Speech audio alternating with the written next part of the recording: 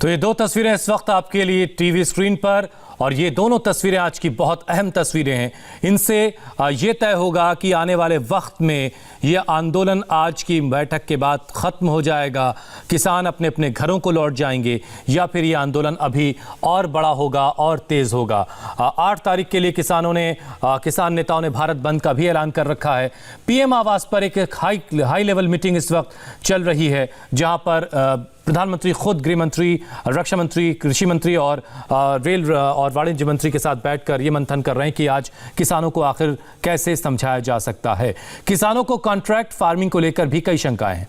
उनकी शंकाएं दूर करने के लिए हमने ग्राउंड से रिपोर्ट तैयार की। हमारे रिपोर्टर प्रधानमंत्री के गांव पहुंचे, जहां किसान पिछले कई सालों से कॉन्ट्रैक्ट फार्मिंग से मुनाफा कमा रहे हैं। गुजरात में इस वक्त बड़े पैमाने पर कॉन्ट्रैक्ट फार्मिंग होती है और इससे किसानों को काफ़ी फायदा हो रहा है। कॉन्ट्रैक्ट फार्मिंग में रिस्क कम और किसानों की इनकम काफ़ी बढ़ी है।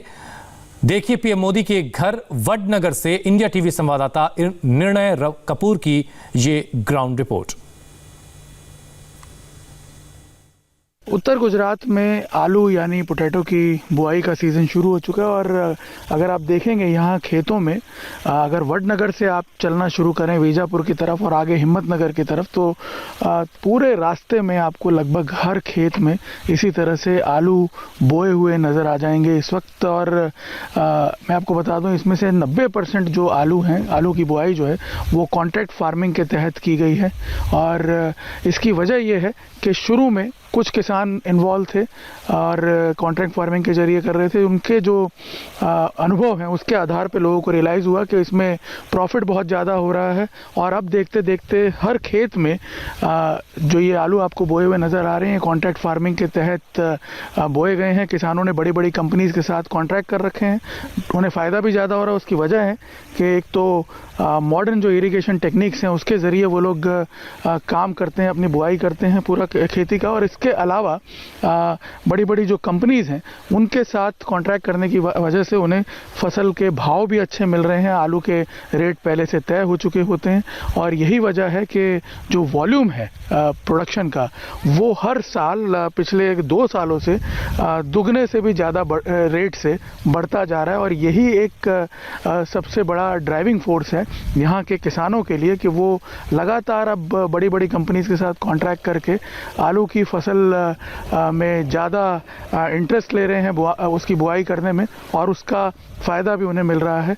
उनका ये मानना है कि ये काफ़ी सरल प्रक्रिया भी है क्योंकि कंपनीज़ के साथ पहले से सारी चीज़ें तय हो जाती हैं। फसल बर्बाद हो जाने के कंडीशन में भी उनके पास कई तरह के प्रोटेक्शन मौजूद हैं जो कि कॉन्ट्रैक्ट में पहले से दर्ज कर दिए जाते हैं।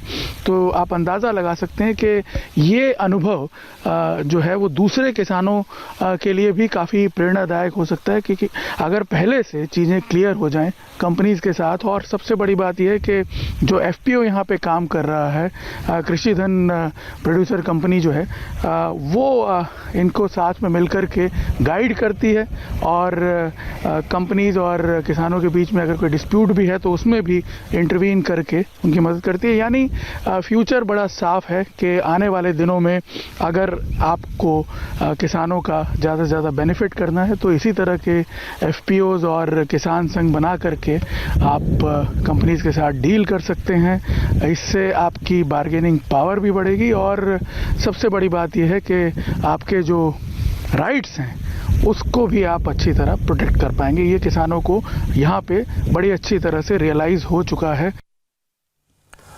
निर्णय कपूर ने वडनगर में कॉन्ट्रैक्ट फार्मिंग करने वाले कई किसानों से भी बात की है। सुनिए वो क्या कह रहे हैं। जो भी फसल हमारी होती है आलू की, उसके पेमेंट के बारे में हम लोग सेफ रहते हैं। पहले से हमको मालूम होता है कि इतना मतलब पेमेंट हमको मिलने वाला है। कई बार ऐसा होता है कि आलू की फसल तैयार होने के बाद उसका दाम बहुत कम रहता है मार्केट में। तो हम लोग देखते हैं कि कई बार कुछ सालों पहले किसान वो रास्ते पे खुला छोड़ देते थे आलू, दाम बहुत कम होने के वजह से। लेकिन अभी कॉन्ट्रैक्ट फार्मिंग क्या है कि आपका जो दाम है वो पहले से तय है, तो आप एक तरफ से सेफ महसूस होते हैं कि दाम के बारे में आपको कुछ चिंता करने की ज़रूरत नहीं है। और दूसरा, कॉन्ट्रैक्ट फार्मिंग की वजह से लोग इनकम में हम बढ़ोतरी हुई है। हम लोग इससे पहले सिर्फ कॉटन और कैस्टर और वो घास चारा लगाते थे, तो उतनी इनकम हमारी नहीं होती थी जितनी अभी आलू में हो रही है। कंपनी श्योरिटी देती है कि अभी देखो इस फसल का जो ये सीड हमने लगाया उसका 50% पेमेंट हमने किया है सीड का। तो मान लो कि अभी जर्मिनेशन पूरा नहीं हुआ, अभी तो जर्मिनेशन हो गया इस खेत में तो, लेकिन अभी जर्मिनेशन पूरा नहीं हुआ और सीड फेल हो गया, वो बिगड़ गया। तो कंपनी कई बार ऐसा करती है कि पेमेंट नहीं लेती, बाकी का जो 50% बाकी रह गया है वो नहीं लेते हैं, और जितना भी जर्मिनेशन होता है उस